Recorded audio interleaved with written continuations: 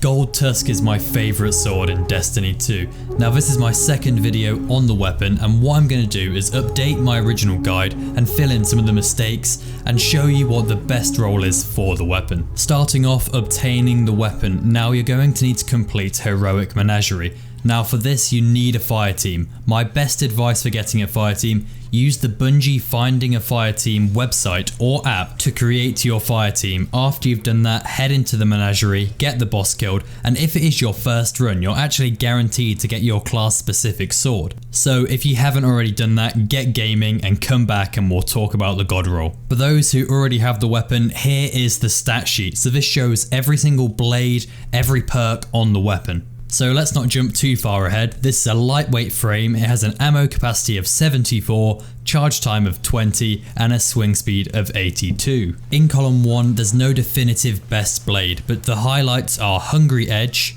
Jagged Edge and Tempered Edge. Jagged Edge is my favourite as it increases the impact of the sword.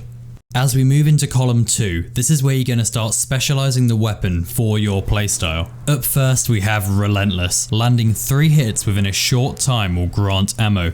Now this is clearly focused on more of a PvE environment, as you're not going to land 3 hits on a PvP opponent. Next we have On Guard. When you draw the weapon, there's a brief period of increased damage. As you see on screen, I run up to the boss, draw the weapon, use the perk, bit more damage there, you can see, just slightly more damage. Next we have Tireless Blade. Sword ammo granted for every other powered sword kill. So this basically means heavy attack. I don't really like this perk just because when you're using a heavy attack, you're not necessarily going to be killing something. As we move into the final column, you'll be able to basically choose how you're going to use this weapon. If you're using it for PvP, Assassin's Blade is your best bet. Sword kills will boost movement speed and this stacks up to 3 times. Next we have Whirlwind Blade. Rapid sword strikes increase this weapon's damage for a short duration. This is a really good perk, really good against bosses and can actually do insane damage in PvE. Finally we have Surrounded. When in proximity of 3 or more enemies you will have increased damage. Now this is what makes the weapon so good. Surrounded negates the effect from the sword changes. When you use heavy attacks you actually get reduced damage, so what Surrounded will do is negate that and you'll still have increased damage. Another great thing is in PvE, when you're attacking 1 enemy, you're attacking 3 enemies, so you'll basically have this perk all the while, which is basically a free damage buff whenever you're engaging targets, and for a sword this is an absolutely fantastic perk. Mod recommendations for the weapon are obviously Disrupting Blade, which is in the current season. Boss spec is really good, and if you're running Surrounded spec can also be useful. If you do want more ammo you can technically use backup mag, but I wouldn't advise it.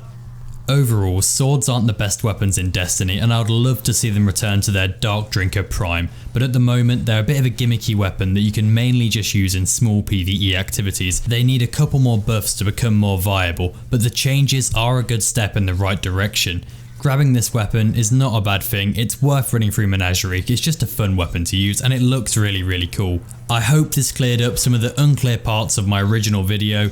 Thank you so much for watching, thank you for all the subscribers, we're well on our way to 100 subs now, which is pretty scary to say, but thank you for watching and goodbye.